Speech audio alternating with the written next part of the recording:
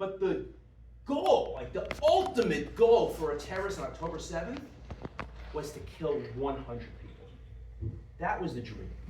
And it wasn't far-fetched because they were coming in with RPGs, with heavy machine guns, with grenade launchers, and they were mostly attacking civilians and Holocaust survivors and 5-year-old children. It wasn't going to be much of a fight.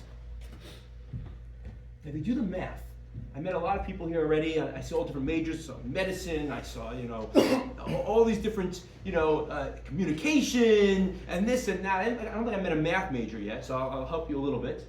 If you do the math, if there are 3,000 terrorists, and each one achieved the minimum goal of killing 10 Jews each, that would have been 30,000 dead. If each terrorist had achieved their dream, their ultimate goal of 100 Jews each, that would have been 300,000 people killed.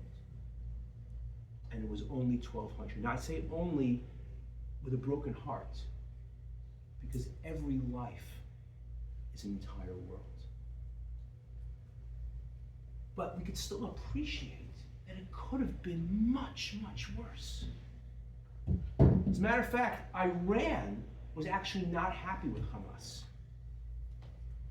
You see, Iran's grand plan, we found out afterwards, was to have a simultaneous assault with Hamas attacking from Gaza, with Hezbollah attacking from Lebanon, with the Houthis in Yemen sending in their drones and suicide squads, and then embedded Palestinian terrorists attacking from within Israel, all at the same time. The casualties could have been in the millions. You know what happened? Hamas heard about the peace concerts that Jews were having right near the border. People that were pushing for peace, that love Palestinians, try to just bring people together, a music festival, and they said, wow, innocent civilians right next to us. They couldn't resist, and they jumped the gun on the attack.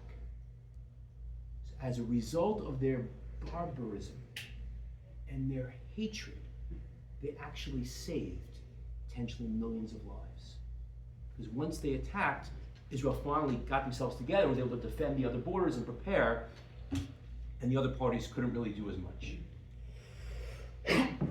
Hamas actually had detailed lists of all the nearby kibbutzim, all the communities, where they knew where the schools were located, where the synagogues were located, how many people were in each family, and they got these lists from Palestinian workers. What Jews often do is we want peace so much. We try to give jobs to Palestinians to try to, give them financial support for their family, and hopefully then they'll want to be friends instead of wanting to kill. But what happened was they reported to Hamas all the details of the communities. So on their list, they had locations of the synagogues and the preschools, which were their primary targets. That was the ultimate goal, to attack the synagogues and the preschools. But miraculously, the day before the attack, they lost those pages from the list. And they went right by preschools, right by synagogues that were packed with people. And thousands of lives were saved because they lost those 2 pages from their list. There was a reserve soldier who was called up to duty on October 7th. And they said, you guys got to get to the border as fast as you can. And he said, it was notorious in the reserves that when they hand you a gun, it doesn't work. What kind of guns are going to the reserve soldiers? The ones that aren't being used by active military. Typically, they're misaligned, they misfire, they jam, you have to replace parts, have them cleaned, but there was no time. Not only were Jews being taken captive into Gaza, but there were thousands of Jews being held captive in communities in Israel. The communities had been taken over, and they had to get over there quickly before they created enough barricades that we couldn't get in. So they just ran to the border, and they were all nervous. Our guns aren't going to work. What's going to happen? What's going to be? As they get closer, they finally see hostages, they see terrorists. It's like, we got to try, take out a gun, shoot. Wow, it hit him. Next guy takes a gun, shoot. Whoa, hit. wow, perfect hit. They kept being shocked that every shot, one after the other, was a perfect shot. For 3 days, they're saving lives, killing terrorists. Every single person in units, every single gun was firing perfectly, even though it looked like it shouldn't work. After 3 days in the field, they come back to their base for some rest, to train. They go to the shooting range. First guy shoots, misfires. Next guy shoots, the gun jams. Next guy shoots, the gun explodes. They get the guns inspected. Every single gun had malfunctioned. It was already broken before they got it. But for some inexplainable reason, for those 3 days when they were saving hostages, the guns worked perfectly. There's another soldier who showed up for reserve duty, and he said, "I'm, a religious guy." Walks into the commander, said, "I'm reporting for duty. How could, what can I do?" He says, "I want you to go into that side room and start praying." As a secular commander says it to him. He goes, "Sir, I got my gun. I'm here to fight. I want to make a difference." He goes, "Yeah, I want you to go. Do what you know how to do. Go in that room." He goes, "I don't understand." He said, "Right now, we have 15 troop carriers that are all stuck. They just stopped. They malfunctioned. They stopped working. They are sitting ducks. If Hamas finds them, hundreds of lives are going to be lost. I need you to call up to the heavens and get us some divine assistance. What you know how to do. I don't know how to do it. You got to do it." "Okay, yes, sir." He goes into the side room and he opens up his heart and says, "Father in heaven, please, these are your children. They're trying to save your other children.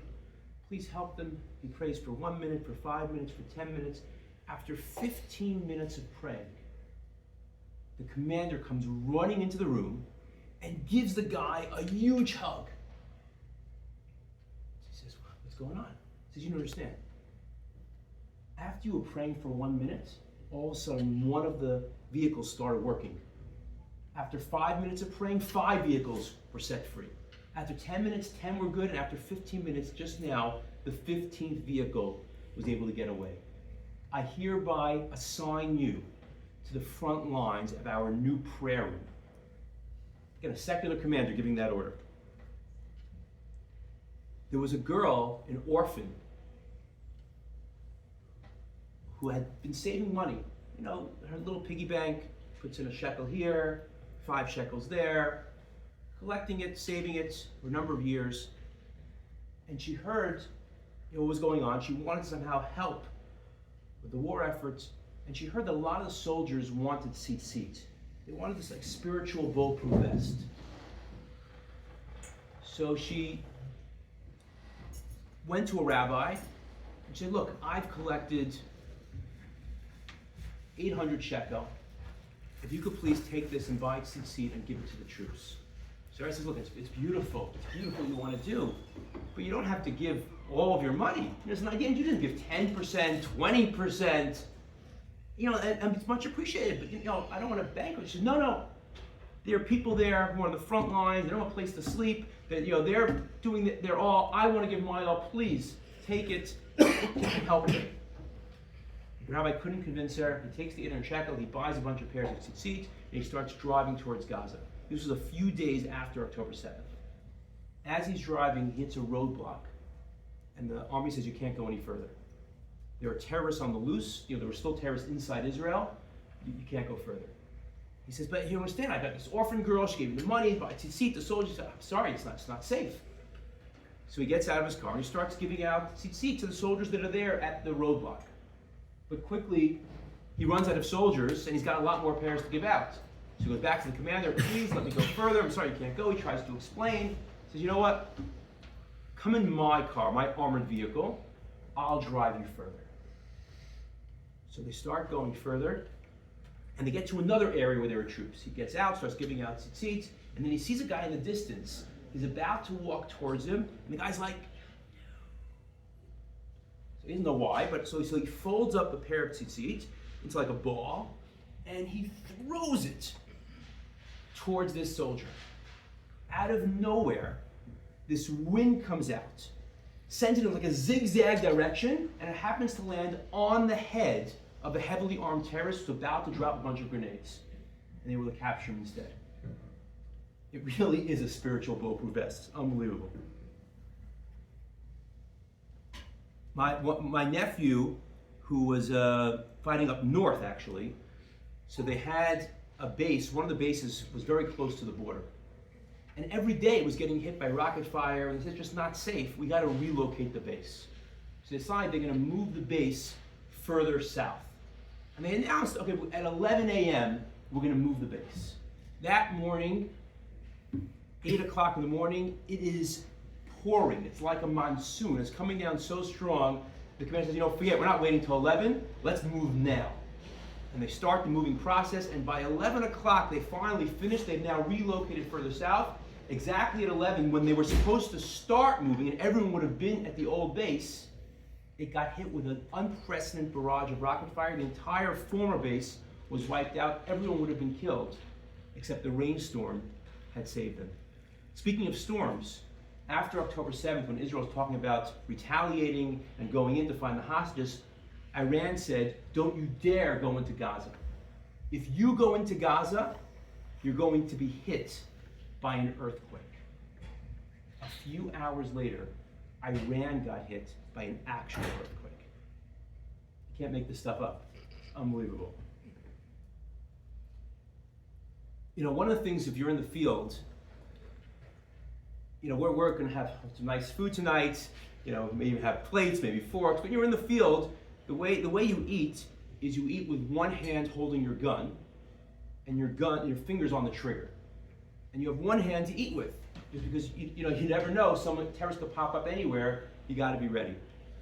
So what happened was, one of the soldiers were eating, and I guess he slipped a little bit, and maybe he forgot to put the safety on the gun, and he accidentally hits the trigger and the gun fires, and everyone hears a scream. They all go running, say, oh no, one of our comrades must have got shot, and they find a terrorist was hiding in the bushes, about to attack them, and he was shot by the unintentional misfiring of the guy's gun. Another guy, similar situation, they're out there in the field eating, and they're eating tuna. Now, if anyone's been to Israel, Israelis, you have Israeli relatives, you might know that one of the ways people like to eat tuna in Israel is you light the can on fire. You've got the oil there, so you've got it's natural, and it's a little tastier if it's been cooked. I'm not going to say it's a lavish, fancy banquet, but it upgrades a little bit from the just tuna out of a can. But one time you don't do that is when you're in Gaza and there are terrorists trying to kill you. Right? That's not the time to light your can of tuna on fire. But some people, it's such a habit. So one soldier accidentally forgot, and he lit his can on fire. And everyone's like, what are you, crazy? Someone could find us, quick! And they just kick the can as hard as they can. It goes flying in the air, and they hear a massive explosion.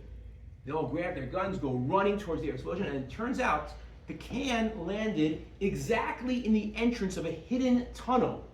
5 terrorists were killed, and another 10 come out with their hands up. I don't know how you found us, but you found us. We have a Father in heaven. It's unbelievable. There was a girl who started to observe Shabbos, started to observe the Sabbath, a few weeks before October 7th. And she loved music. And she was really excited to go to that music festival, to go to the Peace concert. The problem was, it was on Shabbos. So she petitioned the organizers if you could please change the date and move it off Shabbos so that me and my friends could go. We love this music, we really want to be there. And they said, we're so sorry, it's been planned already, we can't move it. And she and her friends were so disappointed when they had to stay home and miss out on the concert until they heard what happened. There was a moshav Yachini, right by the border, mixed religious secular moshav. And this moshav, everyone got along, but they often had a discussion among the leadership, should we close the moshav gate for Shabbos, for the Sabbath?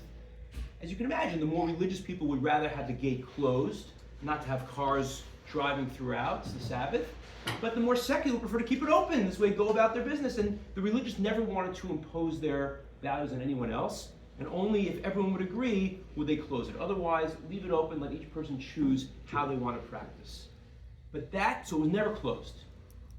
That particular Shabbos, October 7th, the secular Jews of the kibbutz said, the Moshav said, you know what? For this weekend, because it's Shabbos and Simchas Torah together, the holiday, we agree, let's close it this time. And they closed the gate for the first time in the history of the Moshav. It happened to be a really heavy-duty gate. And when the terrorists came on October 7th, they could not get through. And everyone was saved in that Moshav. When the places right around them had lost most of the people either kidnapped or killed. It was a family that started observing Shabbos, started observing the Sabbath 6 months prior to October 7th. They lived on one of the kibbutzim that was devastated. But if you observe the Sabbath, it's the kind of thing you don't want to do alone. You want to do it with other people. You want to be with family, with friends. And to be alone on a kibbutz where no one else is observing the Sabbath could be very lonely. So each weekend, they went to a different community to experience the Sabbath somewhere else. Every single weekend they did that until October 7th. October 7th, the wife of the family, the mother, was already 9 months pregnant. So it's too hard to travel. Let's stay home this Shabbos.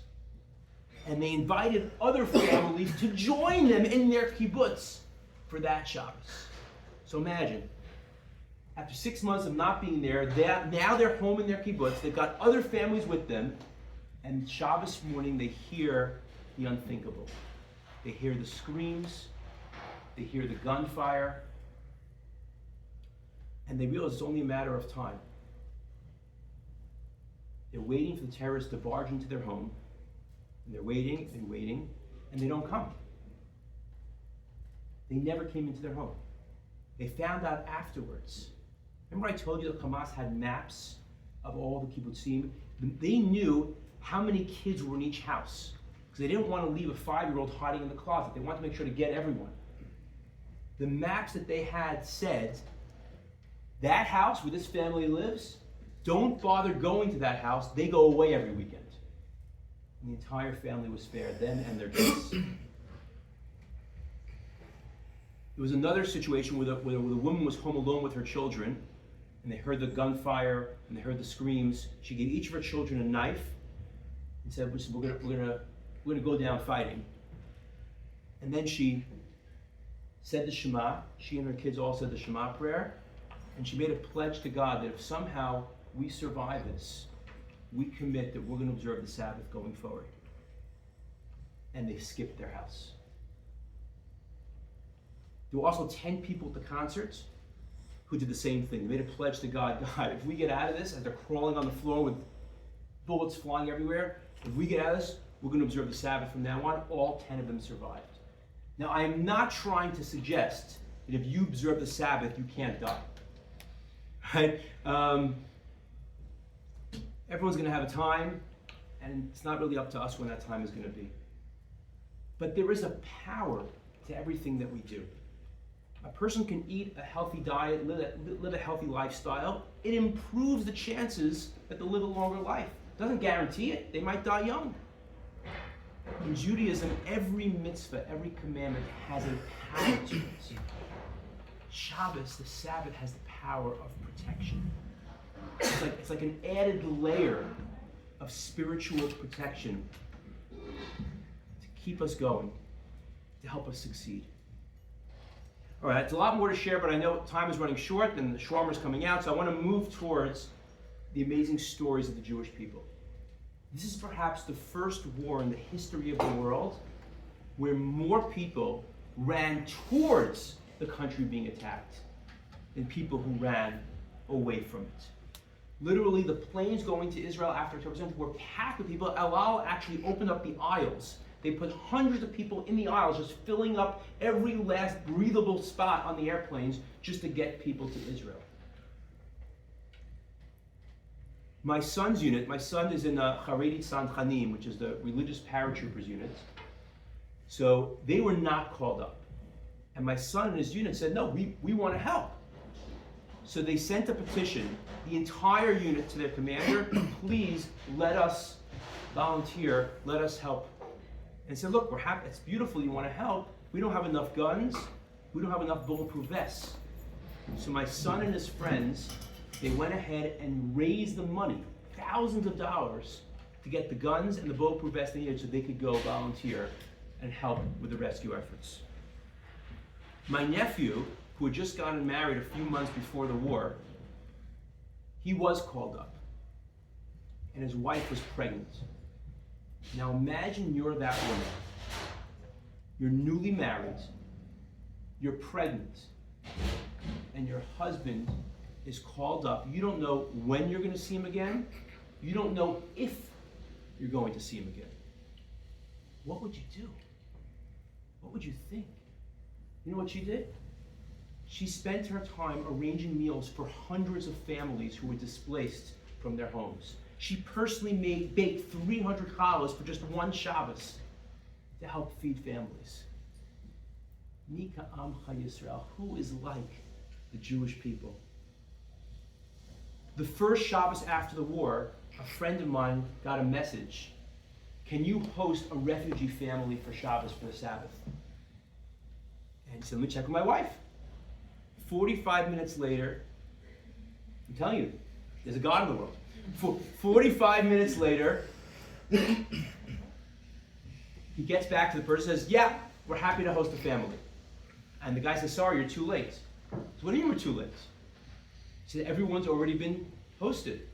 How many families needed a place to stay for the Sabbath? 6,000 families. In less than 45 minutes, 6,000 families found places to stay at complete strangers' homes for the Sabbath. That's the Jewish people. There was a girl who had been dating for a while, trying to find her soulmate, trying to find that special guy, unsuccessfully. And she was this religious woman. She was now called up to the reserves. So a friend says to her, look, I know this is a difficult time, you have difficult missions ahead of you, but when you're on the base and you're practicing, you know, there's a lot of other nice guys there, you know, idealistic guys, some of them are religious. Maybe just keep your eyes open. You know, maybe you'll find the guy that you're looking for. She said, oh, that's a great idea. So she goes and she starts, you know, looking around. A few days later, she speaks to her friend and says, so, you find anyone? Because your plan's not going to work. She says, what do you mean your plan's not going to work? What's wrong? She says, I don't know who's religious and who's not.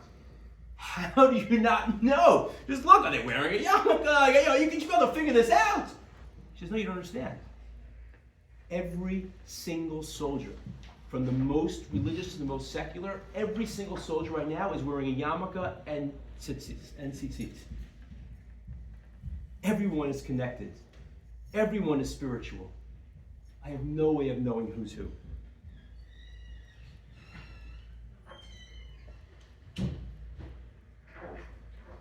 And I met during my travels. I've now done 3 speaking tours since October 7th. I've spoken, not this trip, but I've spoken on over 100 campuses, over 6 continents.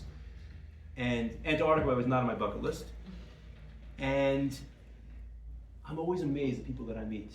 And one guy I met, he runs a very successful business where the main day is the Sabbath. That's like where he makes most of his money. 80% of his money comes in on the Sabbath. But ever since October 7th, he closed his store on the Sabbath, so we're not open. So first of all, I asked him for a blessing, and then I found out afterwards, unexpectedly, he ended up making more money than he had before. Like somehow, during the week, just got more sales, and it more than made up for the money he was losing for closing on the Sabbath. I'll share one other story, and then I want to move to part 3. There was a guy who lost his son on October 7th, and he was in the U.S., and he was traveling to Israel to bury his son. And he's a religious fellow. He's on an airplane where most of the people around him are very secular. And he thinks, what can I do to elevate the soul of my son? What can I do? So you know what? Maybe I'm not the kind of guy that walks around giving out my tefillin to people. But what if I asked the guy next to me if he would be willing to put on tefillin in memory of my son as a spiritual merit for his soul? So he's a little nervous. He asked the guy. He says, sure, I'd be happy to. As he's putting it on, the guy behind him says, hey, can I put the tefillin on afterwards? Sure. The guy behind him says, oh, can I put it on after him? All of a sudden, a line starts to form in the airplane, going down the aisle, around the back, up to the front. 5 minutes later, an announcement comes in. This is your pilot speaking. I'd like, put me online. I want to put on tefillin for that man's son.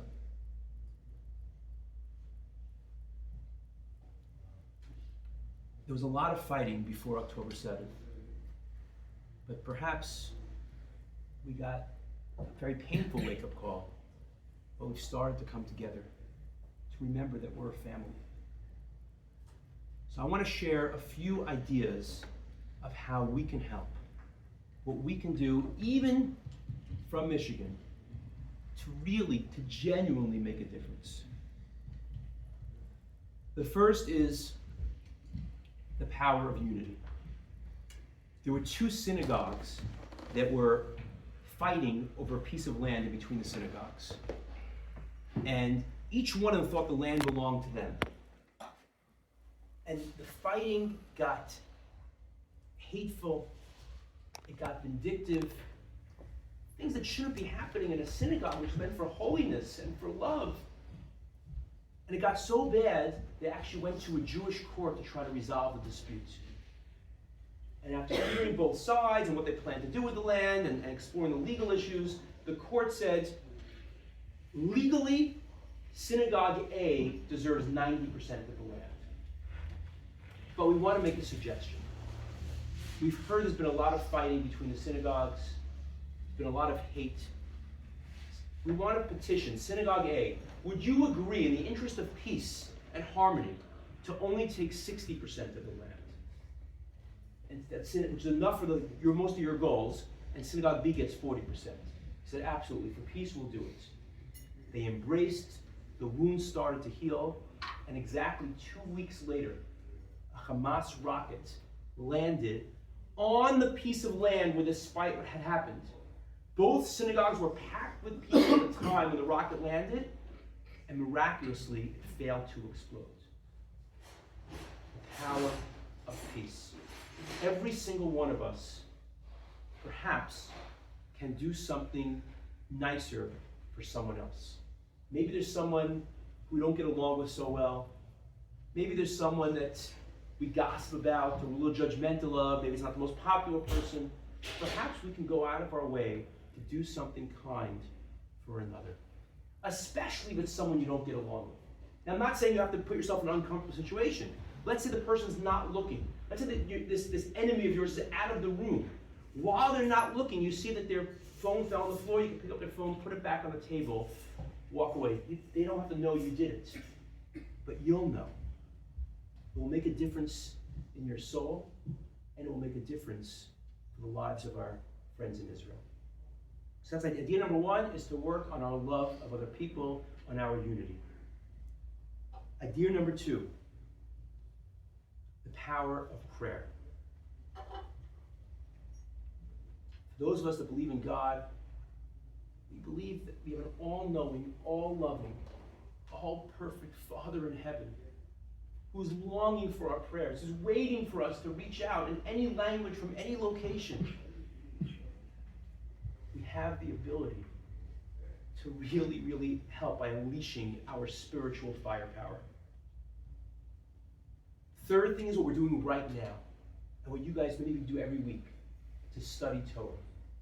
According to Rav Usher Weiss, one of the very big rabbis in Israel, every time you study Torah, you are protecting 1,000 soldiers.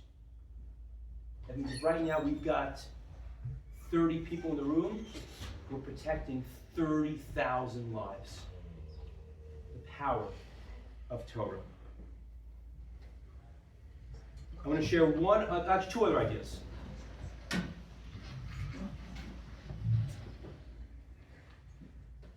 If any of you have used social media before, perhaps you heard of Instagram or TikTok. I know you have that in Michigan. So Olami actually has an initiative where you can be on the front lines fighting for Israel from your dorm room. And we have some people here right now who do that. We have, I don't know where they are, Callie and Ryan and Alana. Shayna.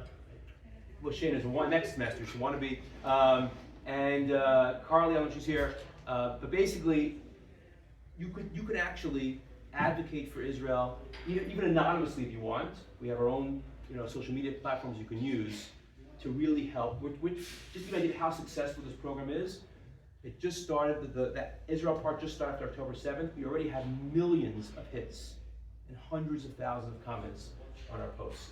We're really, really making an impact. And unfortunately, it's still needed. And the final suggestion that I have for you, the only thing better than fighting for Israel remotely is to actually go there. Is to actually be there. I can't tell you the impact that it makes. I can't overstate,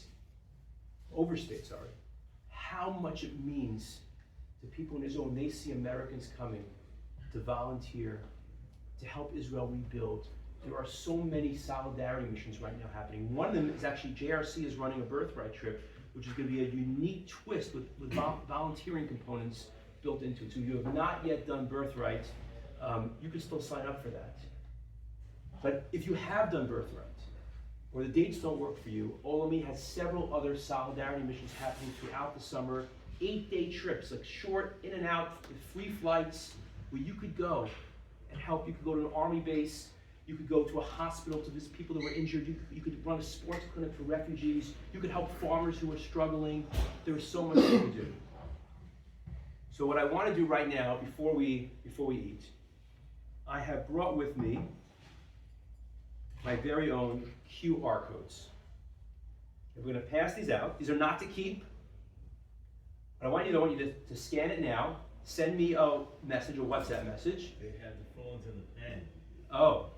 Okay, fine. We'll give them back in a minute for this. Okay? And then you're going to keep them even. After you message me, you're going to keep your phone. Sorry for ruining the rules here. I'm a rebel, So here's what you're going to message me. I want you to send, number one, I want you to write, I'm your new favorite rabbi. Really fully loves that. So he'll really appreciate that. Yeah, he really likes that. The second thing I want you to write is who you are, what you're studying, and third thing is what you want more information about. Okay, would you like more information about helping out online? Would you like more information about the rally that JRC is doing soon? Would you like more information about the birthright that JRC is doing? Would you like more information about a solidarity mission? Whatever it is you want an internship in Israel to help the Israeli economy and build your resume at the same time. Over 1,000 internships to choose from. You just send me what you're not committing to anything. Just what you'd like more information about, and I'll send you links, and you can look it over and decide for yourself. So just quickly try and scan. You can pass it to the next person as you go. Here's a few more. And here you go. Just spread them out, and you can pass them to the next person once you're done scanning. Please give them back when you are done. And I'll take questions while you're doing that. Questions about Israel, questions about trips, questions about opportunities, questions about Judaism, questions about Rabbi Fully, whatever you wanted to know. Yes, unplugged. Now, yeah, exactly. You want the real story, you can have it here. And I want to thank you all so much for your time.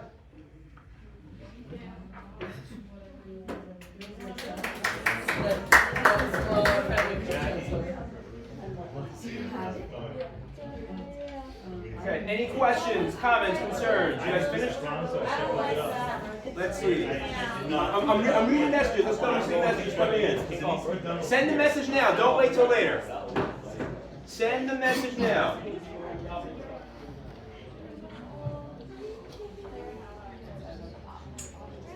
Okay? Rabbi Fully is my second favorite rabbi now.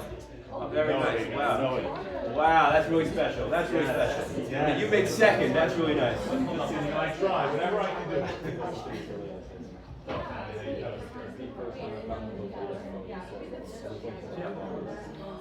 Okay, keep those messages coming.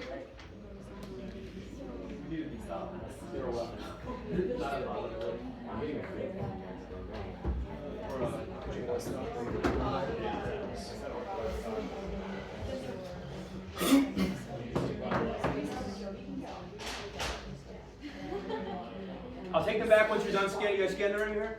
Oh, yes. Thank you, thank you. Thank you.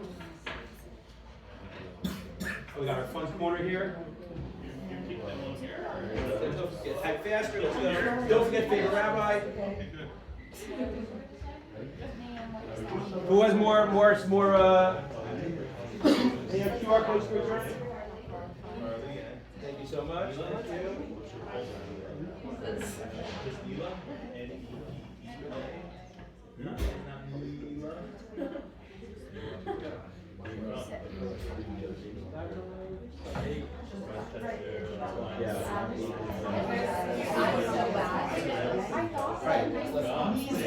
I'm surrounded by enough codes. I'm surrounded by enough codes. From the same place I can't do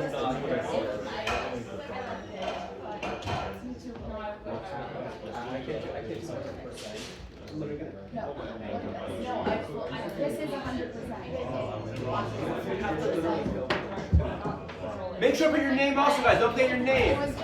Some of you didn't write your names.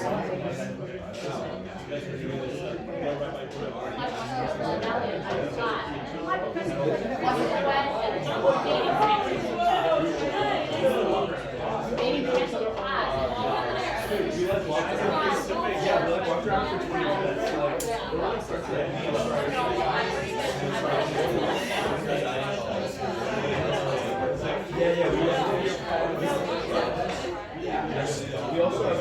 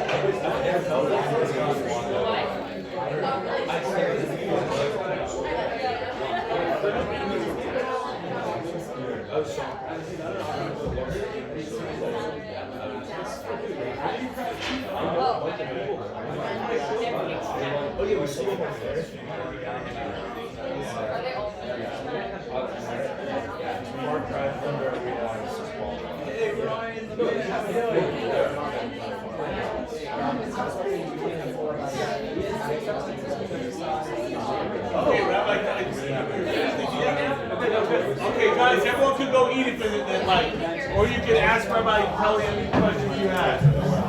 food over there. Questions here. Yes. Smile, you're on camera.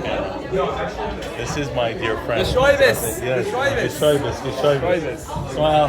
Hi, Mom. How was that? Oh, but I think I'm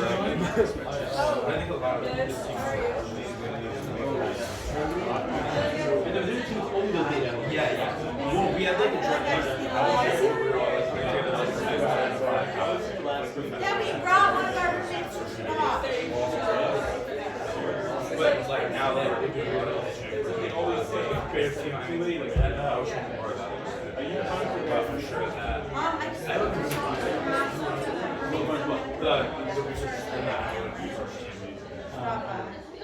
My part of the project is I did not have the social media expertise, but we have the real credit. If you want, I can have it. Don't scare my parents, okay? Give your mom a hug. Yeah. Message me and I'll Yeah, and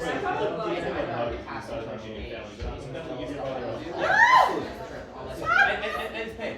Awesome, thank you.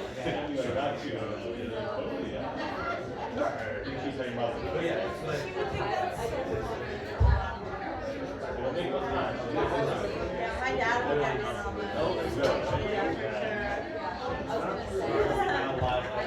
Guys, go eat something.